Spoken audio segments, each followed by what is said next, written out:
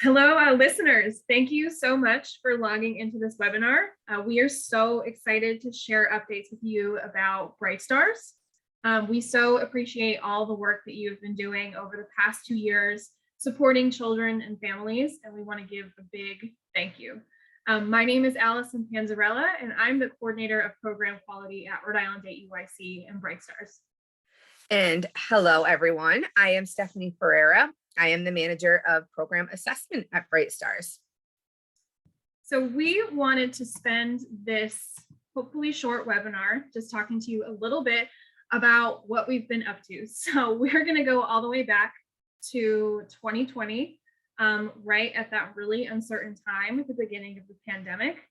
Steph's team has been really engaged in supporting the Department of Human Services. Do you want to talk a little bit about what your team has been doing in lieu of assessing programs the way we used to?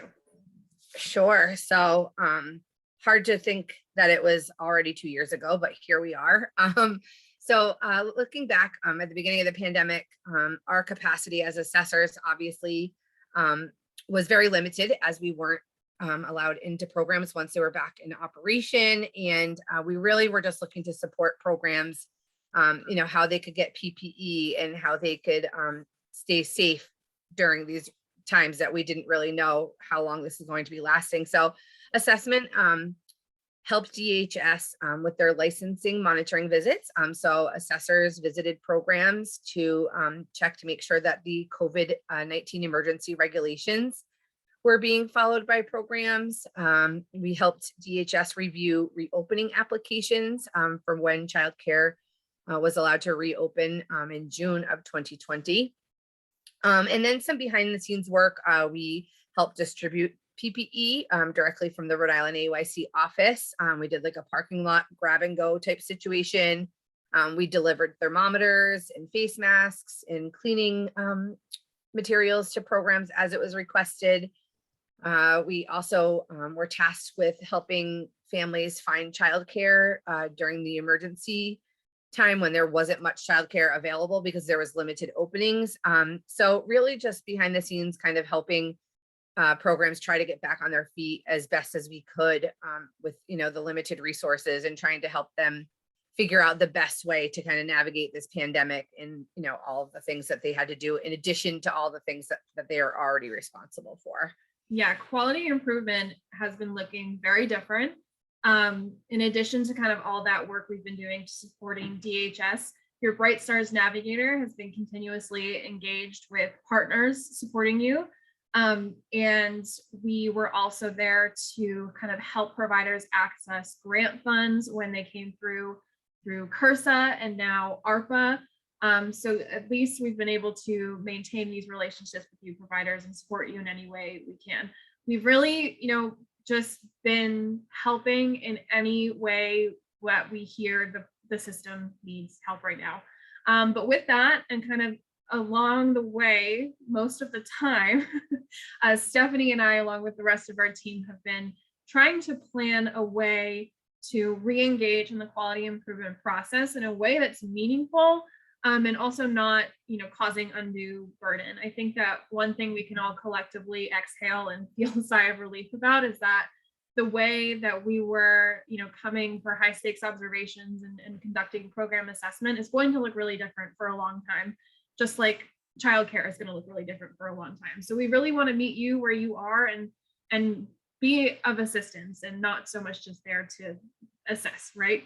So yeah, so I wanted to give a quick note about the ERS. Stephanie, you're probably the most well-versed in this. But according to ERSI, which is the Environment Rating Scales Institute, high stakes observations are inappropriate to conduct during pandemic conditions.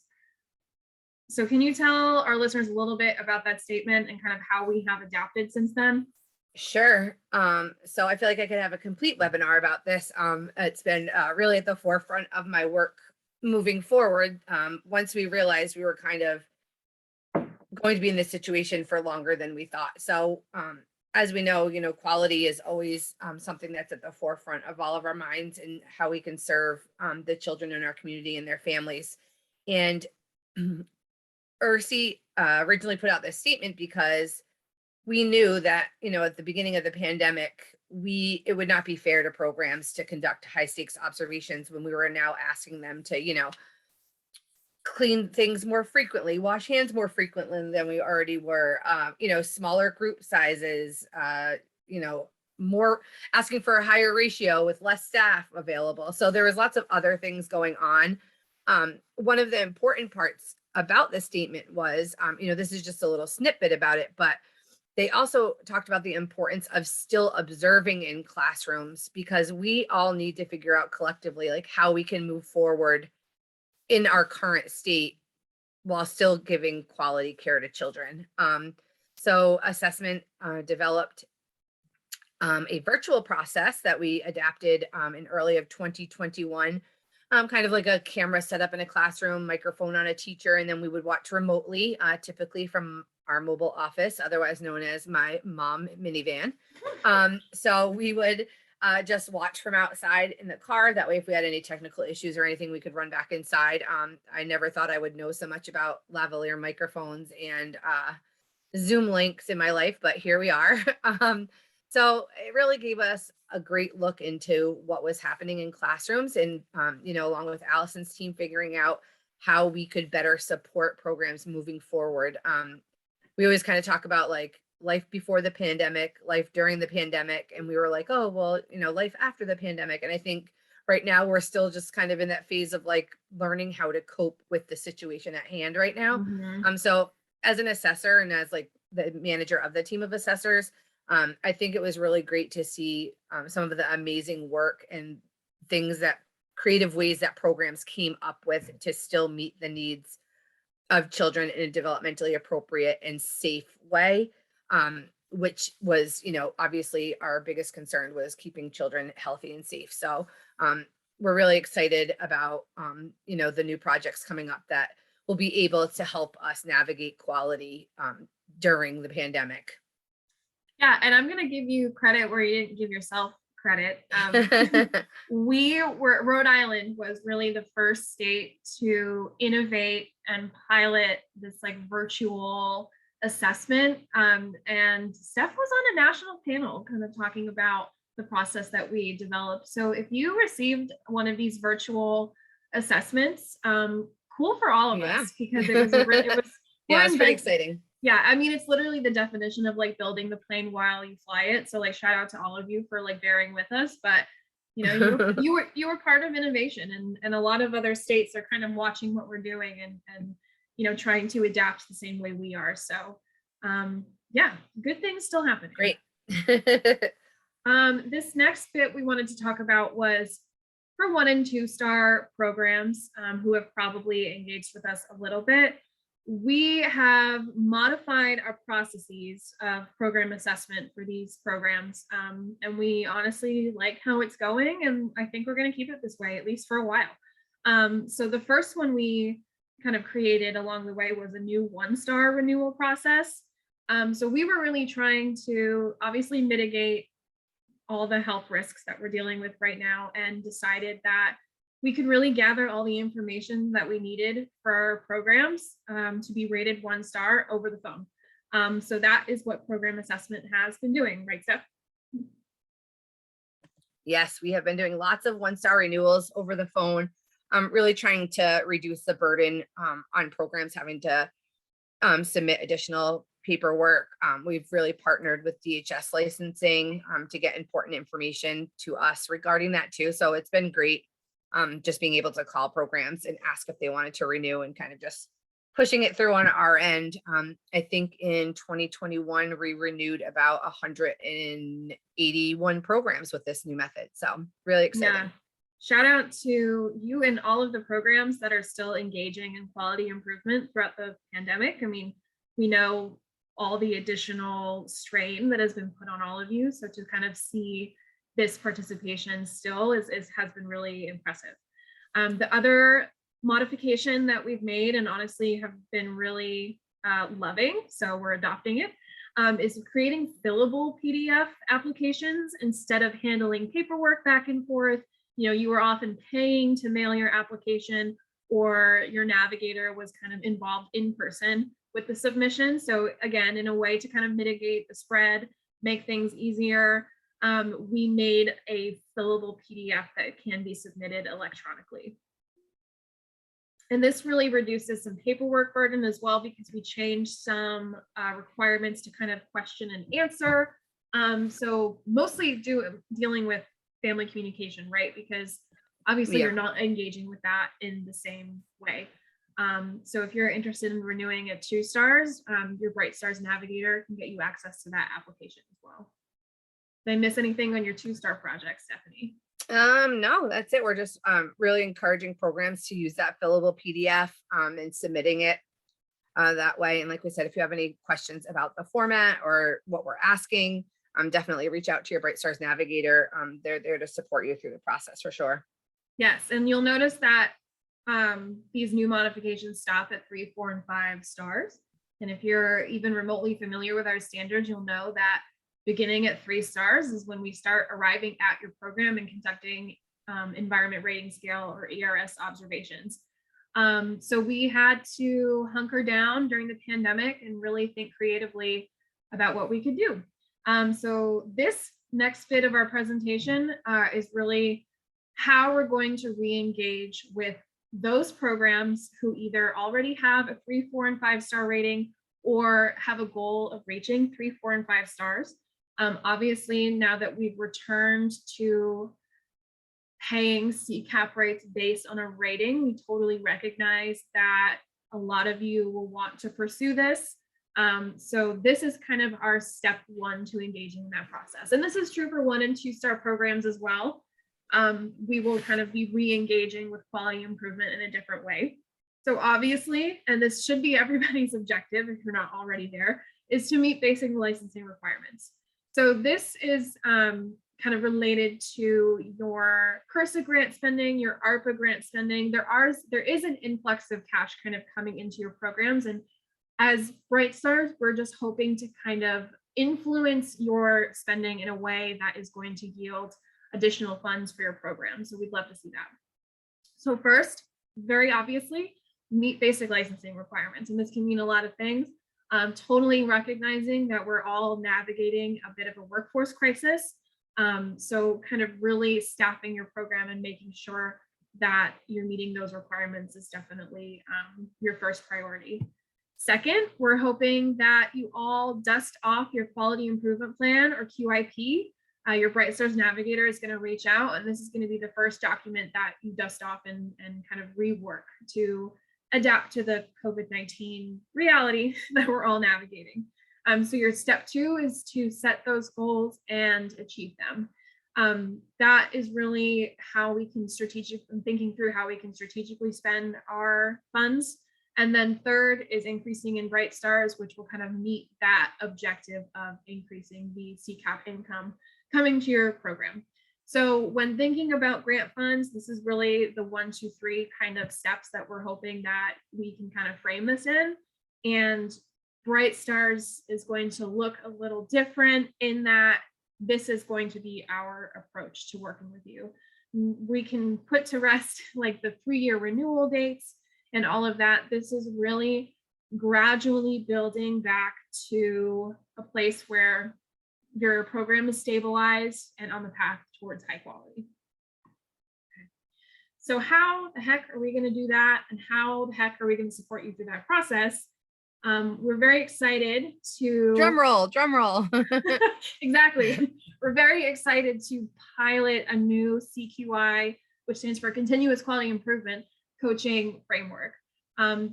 Stephanie brought this to us, the rest of the Bright Stars leadership team, as an extension of the database we already use. These are partners that we work with in logging ERS observations and pulling data and reports. So this is a really exciting extension of that work. Yes, super exciting. Everyone knows as soon as someone says the word LearnERS, my eyes kind of light up and I get super excited. Just because as an assessor, yes, we do observations in classrooms, but my work previous to being an assessor was as a classroom teacher. So I find joy in both of those things. And one of the things that I love about being an assessor is the little tidbits that I do get to be in classrooms. So if I was a classroom teacher still, I would love the opportunity to take part in this. It's really great. It's they like to refer to it as job embedded online professional development in coaching. I get so excited. I don't even know what to say sometimes. No, but I get all excited. But no, LearnERS really, really takes you step by step into ideas, suggestions, reasons behind why certain things are a certain way when looking through the lens of the tool, and really takes it to the level of your classroom and meeting you where you are at. So whether you are a, like myself, a 27-year veteran to the early childhood field, or you just graduated, last spring and are a first year teacher, it really meets you where you're at. I mean, I've watched most of the modules and I've learned some really great things too, that I think are great for classroom teachers. So we're just super excited how it's going to use, the data informed professional development to your individual needs as a teacher and the children in your classroom, and providing that quality. Yeah, it's so exciting. And as someone I've been with Bright Stars for 6 years now, and you think that you are the ERS pro and you've been delivering feedback for so long, and then you take these modules and everything is really reframed in a way that is super exciting and just really approachable. I think that even as someone that's been working with the tools for a long time, I'm learning new things and I'm approaching things differently, and it's really exciting for all of us. And I think that it's really going to transform the way that we all look at program assessment. Because I think for a long time, and this is totally like something we own as Bright Stars, but there really has been a narrative of standards and meeting standards, and this is like undeniably the way to do it, and you have to complete this, blah blah blah. But I just really love the way that this framework unpacks program quality in a way that just makes sense for the children. We're really not trying to impose certain practices on you. This really helps us meet in the middle, and I'm super excited about it. So when we say that LearnERS is data informed, here's a little bit about what that process looks like. So data informed means Eckers, ITERS, Vickers informed. So that would be the first step in participating. So that's an important note too, where before, when you participated in Bright Stars, you had to complete an application on paper fully, and then second, a site visit window is scheduled. We're going to kind of flip the script on that. And if you want an Eckers or an ITERS or a Vickers, you're going to get one.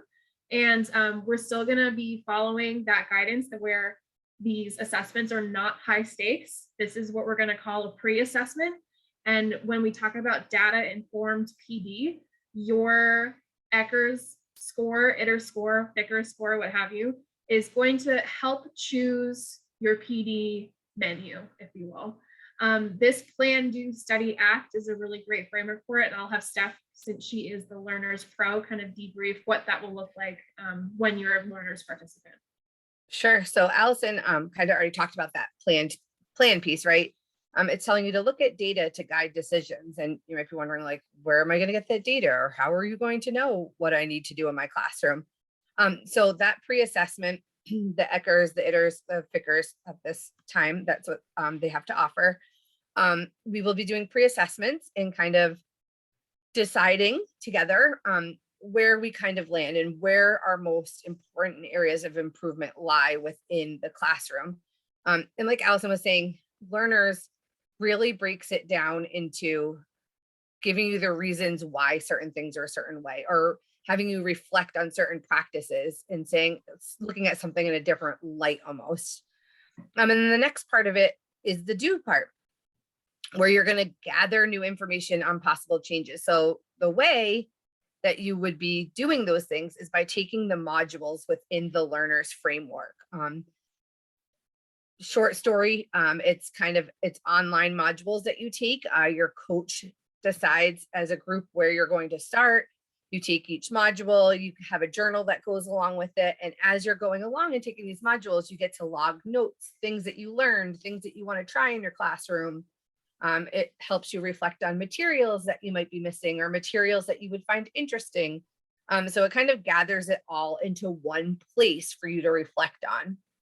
And then the next part would be the study, and that's trying out the new ideas. So for example, you want to improve your science. You think your science area is more of a play area, and you really want to work on turning it into the definition of an interest center. So your science module might make a list of the things that you do have, then reflecting on the things that are missing, what could make children more interested in using that area. So really putting those ideas in, putting those ideas into practice in your classroom, and then reflecting on maybe the changes either worked or they didn't, or maybe you come up with something new just based off of the module.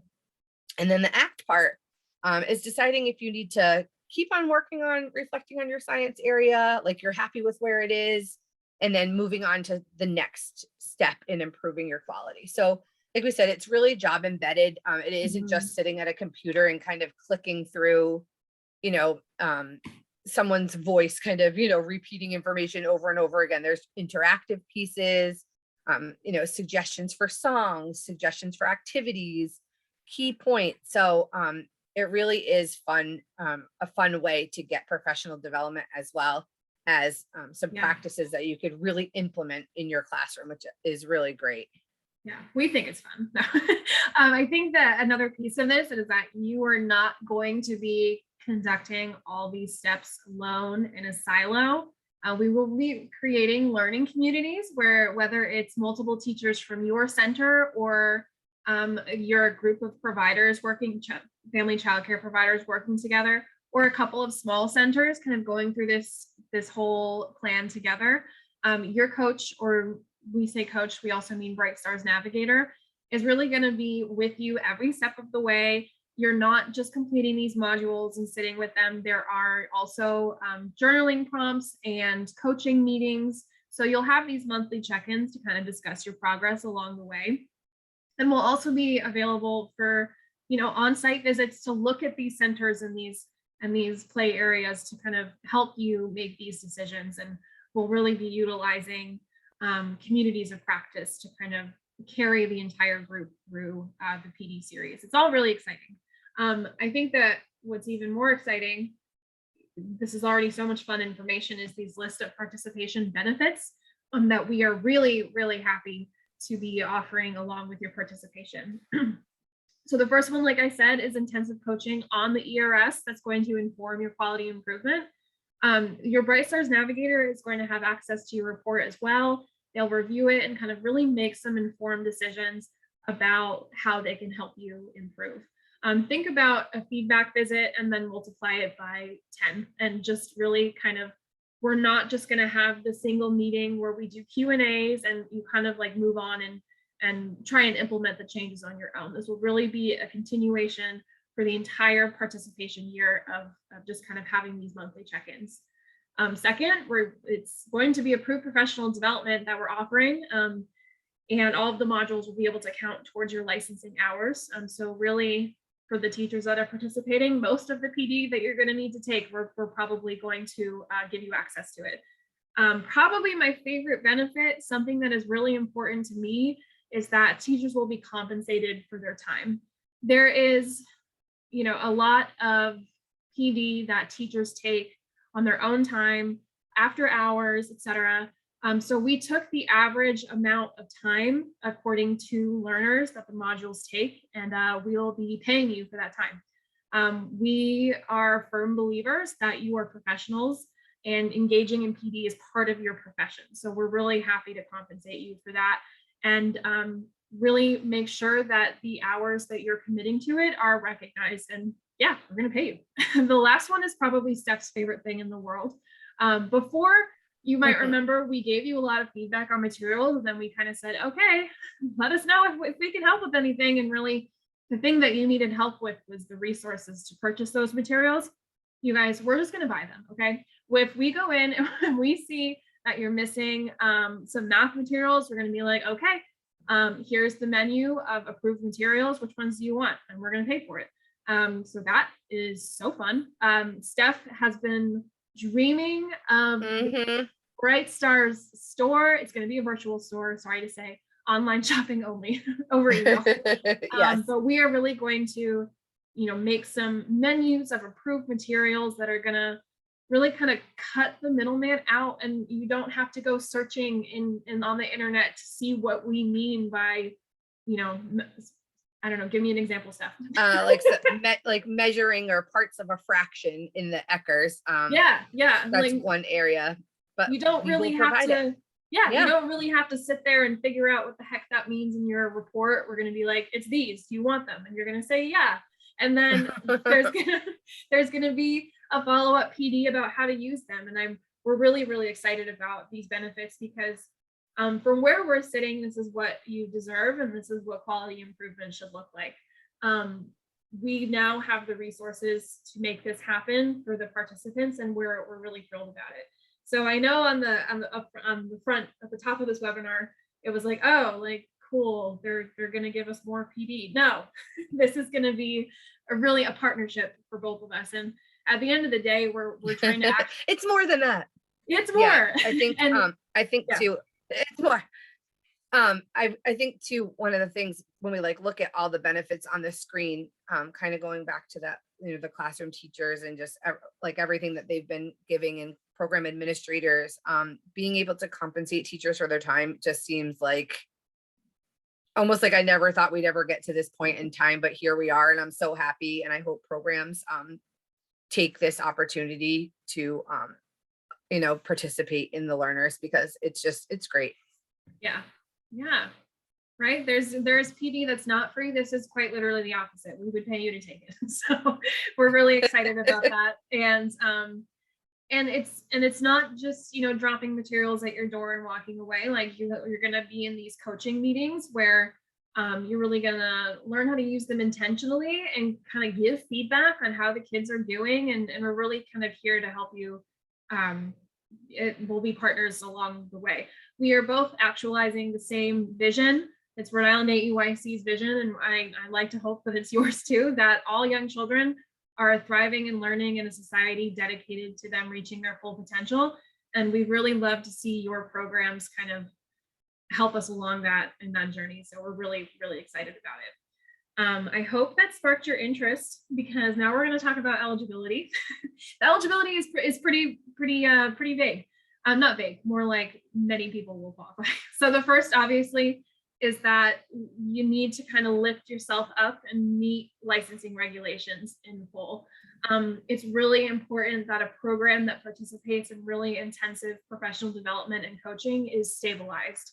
So you need to be totally in compliance with licensing, and that will kind of really be the first step to making sure you're eligible. We're going to really focus on programs that are kind of lower star rating with a goal of increasing. Programs 2 and 3 star rated are very much well positioned already to become high quality programs, because they're engaged in quality improvement. They've moved beyond the 1 star. So that's really a nice sweet spot to be.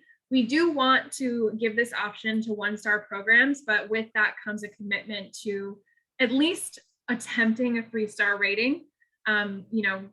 Increases are obviously all of our end goal, but if you are a 1-star program committing to this, there is a bit more of a lift for 1 stars, because it's just a new process for them to engage in quality improvement in this way.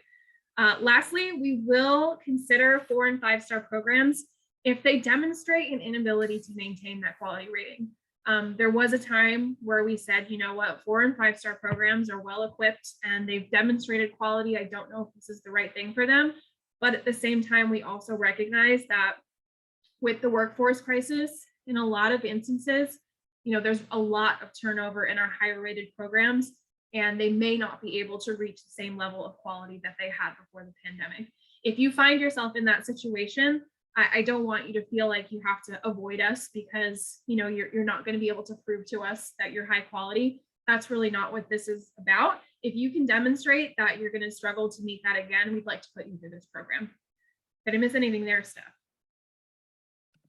No, I think you pretty much covered it. Cool. So yeah, like I said, it's a broad eligibility. So hopefully you're interested in participating. So the application process, it's going to come through your Bright Stars Navigator in your email. If you listen to this webinar and you're like, oh my gosh, I don't know if BrightStars has my right email. I don't know if my navigator and I have connected. You can definitely reach out to them directly. Or if you're a non-participating program or might be new to your program and out of touch with BrightStars, we have a dedicated email address for the LearnERS project. You can email learners@brightstars.org. And we will follow up individually with applications to those interested. Okay, that's our update. I hope you're as excited as we are. We're going to leave some contact information here to follow up.